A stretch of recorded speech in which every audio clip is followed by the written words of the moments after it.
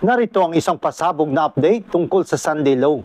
March 2024, ang European Sunday Alliance ay naglabas ng isang bagong manifesto na nagpo-promote na walang pasok ang lahat o trabaho kapag araw ng linggo. Bakit pinili ng European Union ang buwan ng Marso para sa kanilang taunang walang trabaho kapag araw ng linggo? Narito ang nakakagulat na dahilan kung bakit.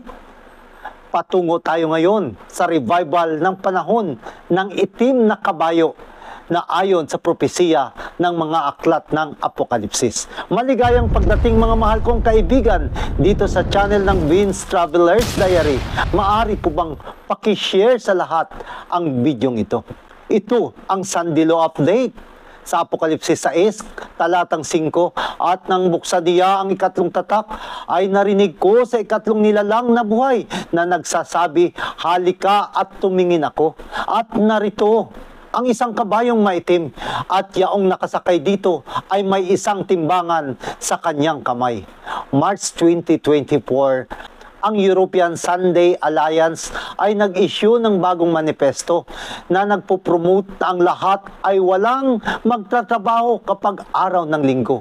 Ang bagong issue na manifesto ay binibigyang diin na ang synchronized resting time ay isang mabisang kasangkapan upang labanan ang kalungkutan at itinatampok ang kahalagahan nito para sa kaisipan at kalusugan ng mga manggagawa upang makilala ang halaga ng pagkatatag ng isang lingguhang karaniwang araw ng pahinga sa linggo na ayon sa tradisyon at antas ng European Union para sa lahat ng mamamayan. Bakit pinili nila ang buwan ng Marso bilang pattern at anong gusto nila sa mga bansa para isabatas ang pagtataguyod ng linggo na walang trabaho? As a long-term sponsor of the European Sunday Alliance, I'm proud to support the goal of ensuring the work-free Sunday. A synchronized week time of rest is very important in our fast-paced world. The work culture of modern society doesn't leave enough of time to enjoy with our loved ones. As a member of the Committee on Employment and Social Matters, I repeatedly call on better work-life balance and more quality time offline, time spent with family and friends. Therefore, on the occasion of the European Day for Work-Free Sunday, I encourage all stakeholders to jointly continue our efforts to turn the idea of a synchronized day of rest into reality. It is essential for well-being of all citizens and better functioning societies. Bakit pinili ang buwan ng Marso? At ano ang espiritu sa likod ng alyansang ito? Ano ba ang mensahe ng itim na kabayo sa mga aklat ng Apokalipsis? Nagkaroon ng katuturan ngayon. Meetings and the constant buzz of technology, the Roman Emperor Constantine recognized the special importance of a common day off and introduced the work-free Sunday. To protect the Sunday as a common day off, Roman Emperor Constantine recognized the special importance of a common day off and introduced the work-free Sunday. Katulad sa batas noong panahon ni Emperor Constantine the Great na nagkaroon ng kagalang-galang na araw ng pagsamba para sa araw bilang batas ng buong lupain. Gaya sa ginagawa ng mga pinuno ngayon. Mauulit ba ang kasaysayan? Ang sagot ay, opo. Ang hindi magagawa ni Satanas sa pamamagitan ng pag-uusig ay kanyang gagawin sa pamamagitan ng kompromiso. Ngayon, ang panahon ng iglesia ng Pergamum. Ang trono ni Satanas ay nasa loob ng iglesia ng Pergamum. Ito ang panahon ng paglipat ni Constantine the Great, ang emperador ng mga pagano, ng kanyang trono, kapangyarihan at otoridad sa kamay ng obispo ng Roma. At doon nagsimulang pumasok ang mga kompromiso sa simbahang Kristiyano. Noong ika-4 at ika-5 mga siglo, pinangunahan ni Satanas ang simbahan na mapatibay ang pagano. Nagsagawa ng napakaraming mga pagbabago na ang kanilang mga Diyos-Diyosan ay nalipat at nagkaroon ng mga pangalang Kristiyano katulad ni Paul Mary at Peter. Ang isang rebulto ni Jupiter ay naging estatwa ni Peter.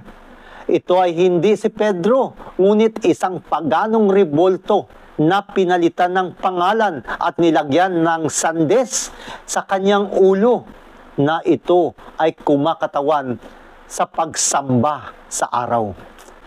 Si Isis na karga ang kanyang anak na si Horus ay binansagang si Maria na dinadala ang sanggol na si Jesus. Sinabihan kami ni Eusebius na si Constantine na upang irekomenda ang bagong relihiyon sa mga pagano ay inilipat dito ang lahat ng mga panlabas na palamuti kung saang mayroon silang nakasanayan sa kanilang relihiyon. Ang paggamit ng mga templong inilaan sa partikular na mga santo, insenso, kandila, banal na tubig, prosesyon, ang singsing sa kasal, ang lumingon sa silangan, mga petsa ng kapistahan para sa mga patron, ang lahat ng ito ay nagmula sa mga pagano at pinabanal ito sa pamamagitan ng kanilang pagtanggap. Ang mga idolatriya ay kabi-kabilang matatagpuan sa simbahan, kagaya sa paggawa ng pagsasign of the cross. 320 AD. Nang pasimulan ang pagsamba sa mga anghel at mga santo at paggamit ng mga rebulto, 375 AD. Ang misa para sa araw-araw na pagdiriwang, 394 AD. Simula ng kadakilaan ni Maria bilang ina ng Diyos, 431 AD. Ang doktrina ng purgatorio, 593 AD. Panalangin para sa mga patay at kay Maria, 600 AD. Ang paghalik sa paan ng Papa, 79 AD. Ang banal na tubig, 850 AD.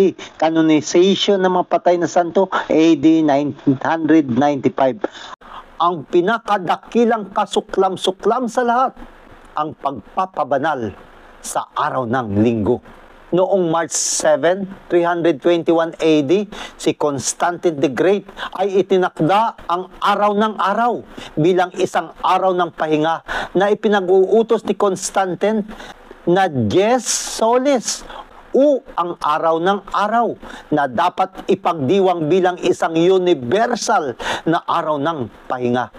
Si Constantine the Great ay pinili ang linggo upang maging araw para sa Kristiyanong pagsamba na tinatamasang espesyal na nasa katayuan ng Roman Week na ipinangalan sa Diyos ng araw ng mga pagano na si Invictus. Itong dahilan kung bakit pinili nila ang buwan ng Marso dahil ang kanilang huwaran ay ang Sandilos sa nakaraan.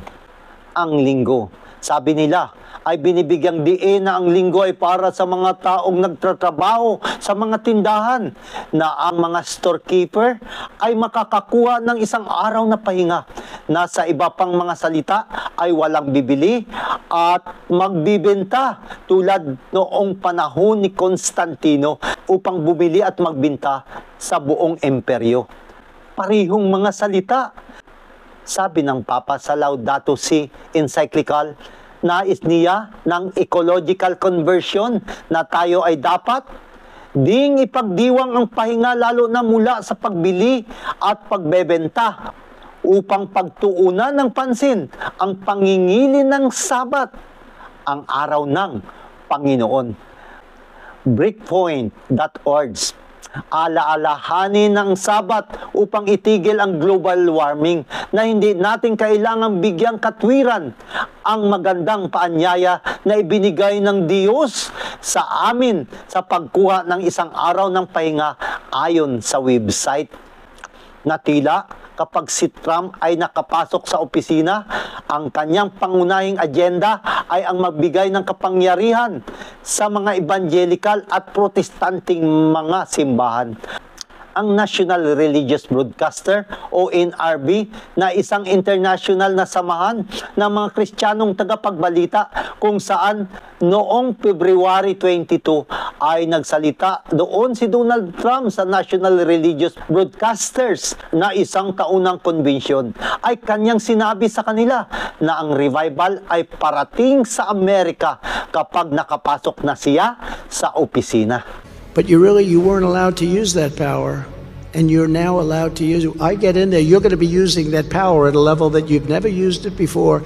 It's going to bring back the churchgoer. I mean, you have to see. I don't like the charts when I see charts where they're going in the wrong direction. Ladies and gentlemen, with your help and God's grace, the great revival of America begins on November 5th, 2024. The great revival of America begins on November 5th, 2024.